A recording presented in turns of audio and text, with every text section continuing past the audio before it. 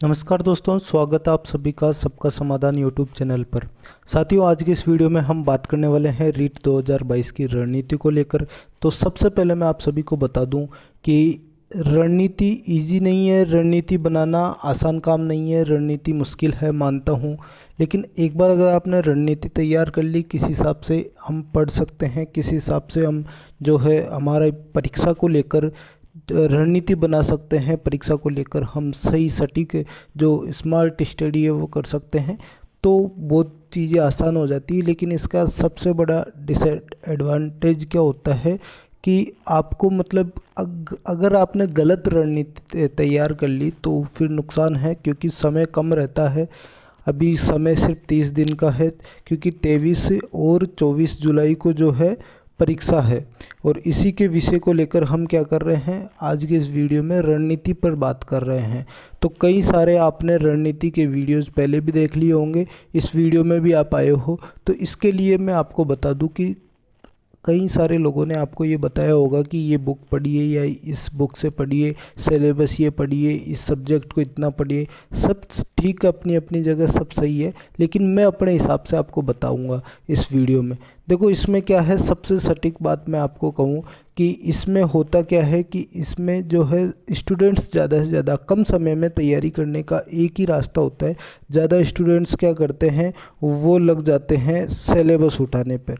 वो क्या करते हैं, सिलेबस उठाते हैं, और सिलेबस उठाकर क्या करते हैं, वो सिलेबस उठाकर वो तैयारी करना स्टार्ट कर देते हैं अपने उस लेवल की। भाई, अगर सिलेबस से आपको तैयारी करनी है ना, सिलेबस से आपको तैयारी करनी है, तो फिर आप 6 महीने पीछे जाना होगा, क्योंकि जो 6 महीने पहले से तैयारी कर रहा था वो भी सिलेबस उठा के ही तैयारी कर रहा है। उसका रीज़न मैं बताता हूँ आपको। सिलेबस में एक टॉपिक होता है, सिलेबस में एक पर्टिकुलर टॉपिक होता है। कोई भी एक गणित का टॉपिक मान लीजिए आप, हिंदी का कोई भी टॉपिक उठा लीजिए आप, चाहे आप संस्कृत का टॉपिक उठा लीजिए। तो मैं गणित का अगर टॉपिक की बात करूँ तो उसमें क्या होता है, जैसे मान लीजिए क्षेत्रमिति है, क्षेत्रमिति गणित के टॉपिक में है, मतलब क्षेत्रफल, आयतन वगैरह, परिमाप, ये पूछता है उसमें आपसे।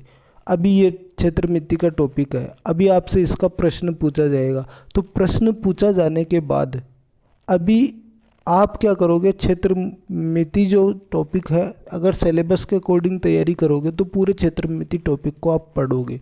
तो आपको मैं बता दूं, क्षेत्रमिति जो टॉपिक है वो एसएससी में भी आता है और वो रीट में भी आता है। अभी एसएससी और रीट दोनों एक लेवल की एग्ज़ाम्स नहीं है, लेकिन टॉपिक तो सेम है ना। और टॉपिक सेम है, एग्ज़ाम का लेवल अलग अलग है। मतलब रीट में मैथ्स के क्वेश्चन इतने टफ नहीं पूछे जाते जितने एसएससी में पूछे जाते हैं। तो फिर क्या होगा, मतलब सिलेबस में टॉपिक तो सेम है, क्षेत्रमिति वही है। देखो, क्षेत्रमिति में ये मान के चलो एक किताब भी लिखी जा सकती है क्षेत्रमिति को लेकर, एक किताब भी लिखी जा सकती है, या किताबें भी आपको मिल जाएंगी क्षेत्रमिति के ऊपर।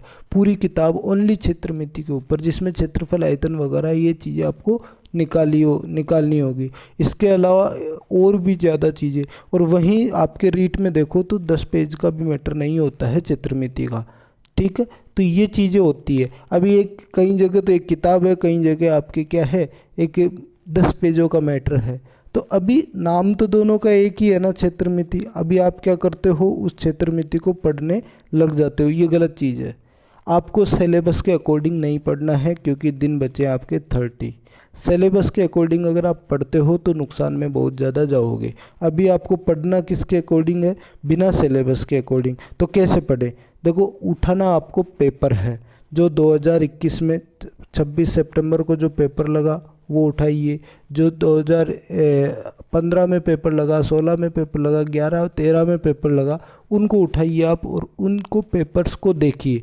जैसे मान लीजिए संधि का टॉपिक जो है, संधि का प्रश्न किस तरीके का पूछा जाता है, छंद का प्रश्न किस तरह का पूछा जाता है, प्रत्यय किस तरह पूछा जाता है संस्कृत में, उसके अकॉर्डिंग याद करो, उसके अकॉर्डिंग तैयारी करो। क्योंकि अगर आप छंद पढ़ने लगोगे तो फर्स्ट ग्रेड में भी छंद है और रीट में भी छंद है, दोनों में क्या सेम सिमिलरिटी है क्या, बिल्कुल नहीं है। दोनों का लेवल अलग है, प्रश्न अलग तरीके से पूछता है। तो इस चीज़ को समझो। जैसे आप सभी के सामने ये पेपर है, ठीक है, इसमें मैं संस्कृत को आपको एक बारी उदाहरण के लिए बता देता हूँ। अभी इसमें ये देखिए, तो इसमें कोई भी अपन एक प्रश्न देख लेते हैं, उस प्रश्न के अकॉर्डिंग हम बात करेंगे। तो मैं आपको वो प्रश्न बता, जैसे ये मान लीजिए प्रत्यय का क्वेश्चन है। अभी आपसे प्रत्यय का क्वेश्चन क्या पूछ रहा है, धनवान इत्यत्र पदे प्रत्यय अस्ति, धनवान इत्यत्र पदे पदे अस्ति। मतलब क्या है इस प्रश्न का, देखो कि धनवान में कौन सा प्रत्यय है। धनवान में अभी आप बताओ, कतवतु है, वती है, सानच है, मतुप है। ये चार आपके पास ऑप्शंस है, ठीक है। अभी इसमें पूछा क्या है, देखो इसमें पूछा क्या है प्रश्न में कि धनवान में प्रत्यय कौन सा है। धनवान में प्रत्यय मतलब सिर्फ प्रत्यय का नाम पूछ रहा है। क्या पूछ रहा है, प्रत्यय का नाम पूछ रहा है। इसका मतलब अगर आपको प्रत्यय का नाम मतलब आपको सभी प्रत्ययों की पहचान आती होगी ना, तो आप ये प्रश्न 100% कर दोगे। अभी इसमें प्रत्यय याद करने की ज़रूरत नहीं है कि कौन कौन से प्रत्यय होते हैं पीछे, जैसे हिंदी में आप याद करते हो वैसे संस्कृत में यहाँ याद करने की ज़रूरत नहीं है कि आपको वो प्रत्यय याद करने होंगे। कुछ नहीं, सिर्फ वो 13-14 जो प्रत्यय इंपॉर्टेंट होते हैं उनकी पहचान आपको याद करनी होती है, और उन्हीं में से ये प्रत्यय हैं। तो उन्हीं की पहचान आपको क्या करनी होगी, याद करनी होगी और इसमें लगा देना है। अभी कई स्टूडेंट्स क्या करते हैं, प्रत्यय अलग करना सीखते हैं, प्रत्ययों को रटना सीखते हैं, रटते हैं, और इसके अलावा भी और कुछ बहुत कुछ चीज़ें सीखने लग जाते हैं। उनके जो है सूत्र याद करने लग जाते हैं। कईयों को मैंने देखा जो सूत्र होते हैं उनको याद करने लग जाते हैं। कोई ज़रूरत नहीं है, जैसा प्रश्न पूछे वैसी तैयारी करो, क्योंकि 30 दिनों में तो आप मास्टर तो बन नहीं जाओगे, मतलब इसके विशेष टॉपिक के कि प्रत्येक के आप तो मास्टर ब्लास्टर बन गए, ऐसा तो होगा नहीं। 30 दिनों में आपको पास करनी है, मतलब आपको 90 से 100 नंबर लाने हैं। तो उसके लिए ये है कि आपको, क्योंकि अगर आप ओनली पहचान याद करोगे तो 3 पेज की पहचान है, और अगर आपको वो पहचान कैसे याद करनी है वो वीडियोस देखने हैं तो इस वीडियो के नीचे कमेंट में बता देना, मैं उसके ऊपर वीडियो बना दूंगा। मेरे पास कई सारे जैसे संस्कृत के प्रत्यय हो गए, छंद हो गए, संधि समास हो गए, क्योंकि छोटे छोटे एक एक वीडियो में तैयारी कैसे करनी है ये चीज़ें मैं बता दूंगा। इसके अलावा गणित के कुछ टॉपिक हो गए, इंग्लिश के हो गए, हिंदी के हो गए, साइकोलॉजी के हो गए, टॉपिक वाइज पर्यावरण अध्ययन, जो भी आपको टॉपिक चाहिए आप कमेंट में बता देना, उसके अकॉर्डिंग शॉर्ट्स वीडियो हम बनाएंगे जिससे एक वीडियो में आपका पूरा टॉपिक क्लियर हो जाए।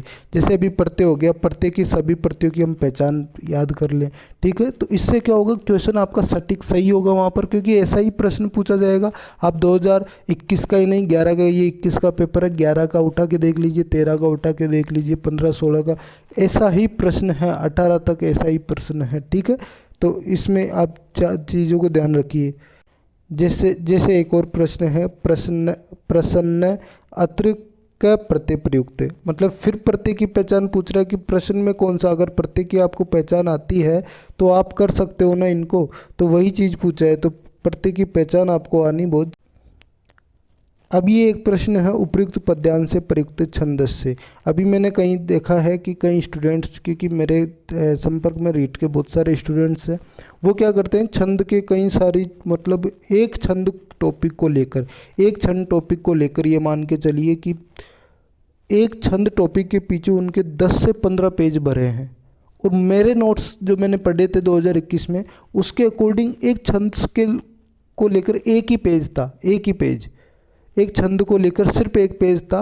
और अभी जो कई सारे मित्रगण हैं उनके जो है एक छंद को लेकर 10 से 12 पेज है। और मेरे छंद में क्या था, मेरे छंद में सिर्फ जो इम्पोर्टेंट जो छंद है उनकी पहचान थी, जैसे उपजाति का उपेंद्र वज्रा, इंद्र वज्रा, वंशस्थ, इन सभी की जो पहचान है वो मैंने लिख रखी है, इससे ज़्यादा नहीं लिख रखी, क्योंकि छंद में सिर्फ पहचान ही तो पूछ रहा है। उपयुक्त पद्यांश से प्रयुक्त छंद से, वो जो पद्यांश ऊपर, उस पद्यांश के अंदर कौन सा छंद है इसकी पहचान अगर आपको आती है तो आप वो छंद का टॉपिक सही कर दोगे। तो सिर्फ पहचान याद कीजिए। कई लोग जो है पहचान के साथ साथ जो है उनके सूत्र याद करने लग जाते हैं उनके, क्योंकि अभी आप क्या करोगे, जैसे सिलेबस में आपने देखा छंद है तो आप छंद की किताब ले आओगे या छंद के नोट्स उठा लाओगे, छंद पढ़ रहे हो तो छंद चीज़ तो फर्स्ट ग्रेड में भी है, छंद चीज़ तो भाई उसकी तो किताब भी लिखी हुई है, तो उससे थोड़ी पढ़ना है हमें, तो प्रश्न कैसा पूछा जाएगा, इसलिए पेपर उठाओ पहले। और पेपर में प्रश्न कैसा पूछा जाता है, मैंने 2 प्रश्नों के माध्यम से आपको बताया कि इस तरीके से प्रश्न पूछता है, तो आपको इस तरीके से ही तैयारी करनी है।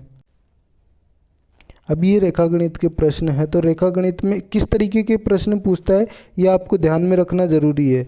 ठीक है, उसी के अकॉर्डिंग आपको तैयारी करनी ज़रूरी है, क्योंकि ये मान के चलिए अभी क्षेत्रमिति का प्रश्न आ गया, तो इस तरीके के मतलब क्षेत्रमिति के तो बहुत लेवल के प्रश्न भी होते हैं, बहुत कम लेवल के भी होते हैं, लेकिन आपको रीट में कैसे पूछे जाते हैं ये कैसे पता चलेगा? आप पेपर के अकॉर्डिंग तैयारी करोगे कि अभी मान लीजिए 99 नंबर का क्वेश्चन ये है, तो 99 का ही 2022 में ऐसा ही पूछा जाएगा और ये कन्फर्म है, ऐसा ही प्रश्न आएगा, कोई चेंजेस नहीं होगा।